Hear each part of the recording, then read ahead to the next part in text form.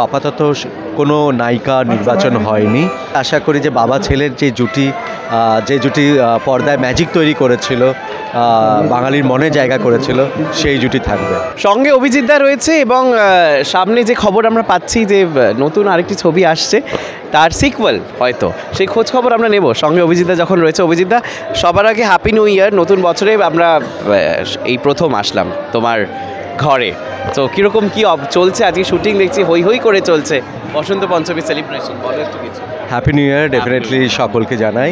হ্যাঁ, আজকে আমরা বসন্ত পঞ্চমী এবং সরস্বতী পুজোর দিন আমাদের এই পর্বটি দেখানো হবে সকলকে, এবং সেটা নিয়ে যে উৎসব হয়, গানের উৎসব সারেগামাপার মঞ্চে, সেটাই আমরা করছি। এবং তার সাথে সাথে ওস্তাদ জাকির হোসেনজিকে স্মরণ করে আমরা বাংলা থেকে 50 জন তবলাবাদককে নিয়ে এসেছি, যারা পার্টিসিপেন্টদের সাথে পারফর্ম করছে, বাজাচ্ছে, গানের সাথে সঙ্গত দিচ্ছে। তো একটা দারুণ ব্যাপার হচ্ছে এই মঞ্চে। আমরা খুব এক্সাইটেড যে কেমন হবে, এবং বাংলার মানুষজন যেভাবে ভালোবাসে সারেগামাপা, সেই ভালোবাসা যেন জারি থাকে, এই বিশেষ দিনটিতে যেন তারা দেখে, সেটাই আমাদের কামনা।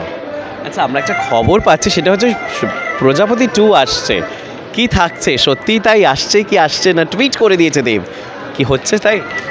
হ্যাঁ, মানে দেব যখন টুইট করেছে এবং অতনুদা দেব মিলেই এটা ডেফিনেটলি তারা কিছু ভেবেছে, প্ল্যান করেছে।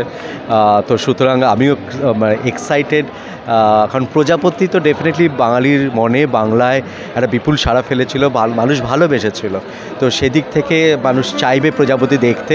তো হয়তো প্রজাপতি নতুন রূপে আসবে আবার, তো সেই রকমভাবেই সেটা ভেবেই এই দেব টুইটটা করেছে। এবং আমিও তাকিয়ে আছি, এবং ডেফিনেটলি এই সারেগামাপা শুটিং পর্ব মিটলেই আমি দেব, অতনুদা এবং আমাদের যে রাইটার আছে শুভদীপ, আমরা সবাই মিলে বসবো একসাথে এবং আগামী ছবির প্ল্যানিং করতে শুরু করবো। গল্পটা কোথা থেকে এগোচ্ছে? যেখান থেকে শেষ সেখান থেকে এগোচ্ছে না, সেইটা এখনও, কারণ ওর নতুন বছর একদম শুরুতেই টুইটটা করেছে, আর আমি সারেগামাপা নিয়ে ব্যস্ত। তো ডেফিনেটলি নতুন গল্প হবে, সেটাই আমরা এক্সপেক্ট করবো, যে একটা নতুন গল্প, নতুনভাবে, নতুন রূপে।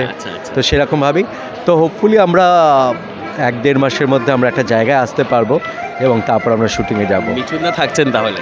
আমরা ডেফিনেটলি আশা করি যে বাবা ছেলের যে জুটি পর্দায় ম্যাজিক তৈরি করেছিল, বাঙালির মনে জায়গা করেছিল, সেই জুটি থাকবে। আমরা শুনছি বাংলাদেশের থেকে তাসনিয়া ফারিনও নাকি জয়েন করতে পারেন, বাট সিচুয়েশন যেটা দাঁড়িয়েছে, মানে সেটা কি ঠিক? মানে ও কি থাকছে? আমাদের প্রতীক্ষা, আমাদের সেরকম কথা ছিল, প্রতীক্ষা সিনেমা যেটা আমাদের হয়েছিল। প্রজাপতি 2তে এখন আমাদের কিছু ঠিক হয়নি, তার কারণ হচ্ছে প্রজাপতি 2 গল্প ফাইনাল হবে, স্ক্রিপ্ট ফাইনাল হবে, এবং স্ক্রিপ্টের সাথে সাথে আমাদের কাস্টিং ফাইনাল হবে। তো সেটা পরবর্তী সময় আমরা দেখব, কি মানে গল্প কোন দিকে যায়, সেইভাবে আমরা ডিসিশন নেব, সিদ্ধান্ত নেব সবাই মিলে। তো আপাতত কোনো নায়িকা নির্বাচন হয়নি, কোনো কিছুই হয়নি।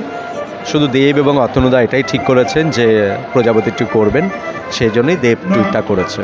আর যদি তাসনিয়া না হয়, তাহলে কলকাতা টেলিভিশনের কাউকে নিশ্চয়ই তোমরা আবার নতুন ফেস নেবে এবার। এটা আমাদের বিগত ছবিগুলোতে আমরা সেরকমই, সৌমিত্রিষা এসেছিল, শ্বেতা এসেছিল, শ্রীপর্ণা এসেছিল, টনিকে, প্রজাপতি প্রধানে। কিন্তু আগামী ছবিতে কি হবে, মানে নায়িকা বা নতুন চরিত্রে মানে নতুন কোনো ফেস হবে না, কোনো প্রতিষ্ঠিত কোনো শিল্পী থাকবেন, সেই বিষয়ে কোনো ডিসিশন হয়নি। তখনই আমরা ডিসিশন নিতে পারবো যখন আমাদের চিত্রনাট্যটা রেডি হবে, এবং সেখানে নায়িকার প্রয়োজনীয়তা কতটা, গুরুত্ব কতটা, সেটা দেখে আমরা ডিসিশন নিতে পারবো। ক্রিসমাসেই আনছো তো? একদম, নতুন বছর 2025-এ ক্রিসমাসে বড়দিনে আমাদের ছবি আসবে। অপেক্ষায় আমরা রইলাম, আর বেস্ট উইশেস। আর বুঝতেই পারছেন যে উন্মাদনা তুঙ্গে, কারণ 2025-এর ডিসেম্বরেই আসতে চলেছে অভিজিৎদার নতুন বাংলা ছবি। এরকম নানান এন্টারটেনমেন্টের আপডেটস পেতে হলে চোখ থাক শুধুমাত্র দি ওয়ার্ল্ড নিউজে, কারণ খবর এখন এখানে। ক্যামেরায় অভিনবর সঙ্গে Arunava, the world news, Kolkata.